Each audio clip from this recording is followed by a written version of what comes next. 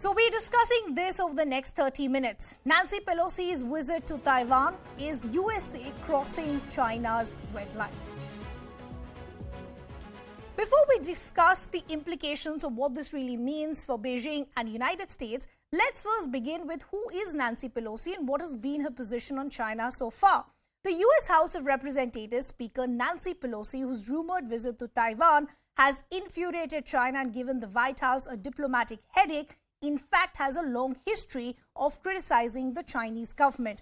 Most famously, in 1991, 2 years after large-scale protests in Beijing were crushed by the Chinese government, she visited the square and displayed a banner honoring the deceased demonstrators. She also previously opposed China's bid to host the Olympics Games as far as back as 1993 on the basis of its alleged human rights abuses. She was, in fact, one of those lawmakers that unsuccessfully urged then US President George Bush to boycott China's Summer Olympics opening in 2008. Let's first listen into what Nancy Pelosi had to say about her expected visit to Taiwan.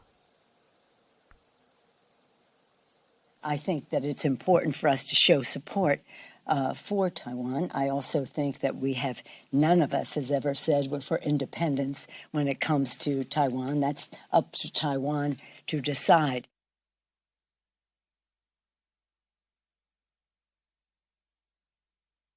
Let me also now introduce our guests who are joining us this evening. We have Andrew Frere, CEO of Economics Advisory Economist, and Dr. Roger Liu, Associate Professor, Flame University. Good to have both of you on the broadcast with us. Andrew, let me begin with you first, as we wanted to divide the show into various aspects of why, one, it is crucial for Nancy Pelosi to go to Taiwan, two, what are the repercussions that we're hearing from China, and more importantly, three, how will this impact relationships between China and the United States? Let's first begin with why is it so crucial for Nancy Pelosi?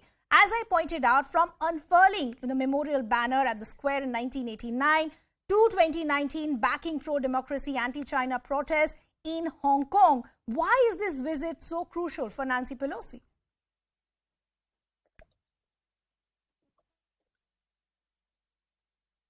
Could you unmute yourself, please?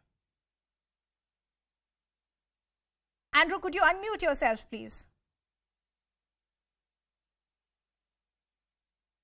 Okay, we'll just try and fix that audio with Andrew. But Dr. Roger Liu, if I could take that same question to you, why is it the visit so crucial for Nancy Pelosi?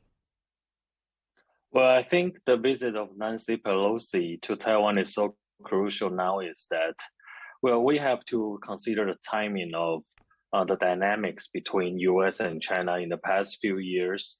Well, we have been seeing since 2018 the competition of the two giants in Indo-Pacific arena. That's one thing. The second thing is that Donald Trump, when he became the president of the US, he tried to, by launching the US-China trade wars, try to decouple US from China. And then Taiwan becomes a hotspot, a very important target for the two countries.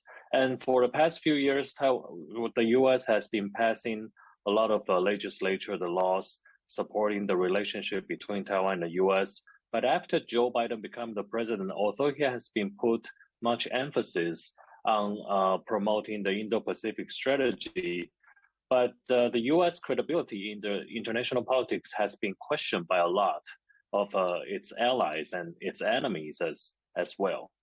We can see the first example is the hasty withdrawal of the US forces from Afghanistan. That's one thing. And the second thing is that a lot of more and more allies of the US in the Indo-Pacific region started to question US credibility to stay with its credibility in this area.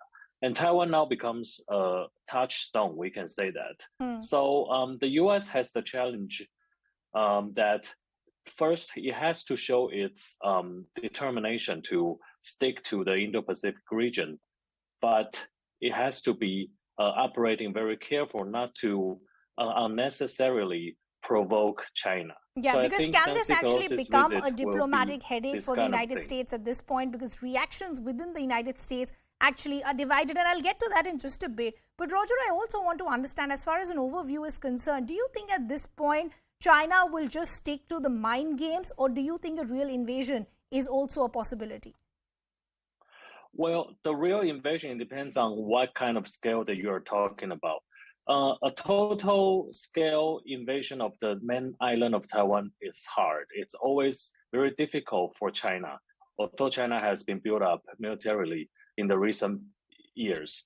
Well, because if you want to transport a lot of troops across the Taiwan Strait, especially during the typhoon season from July to September, that's a challenge for China.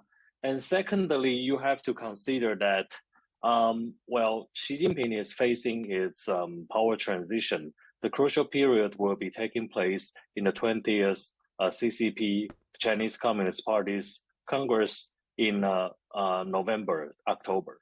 Okay. So before that, he has to do something.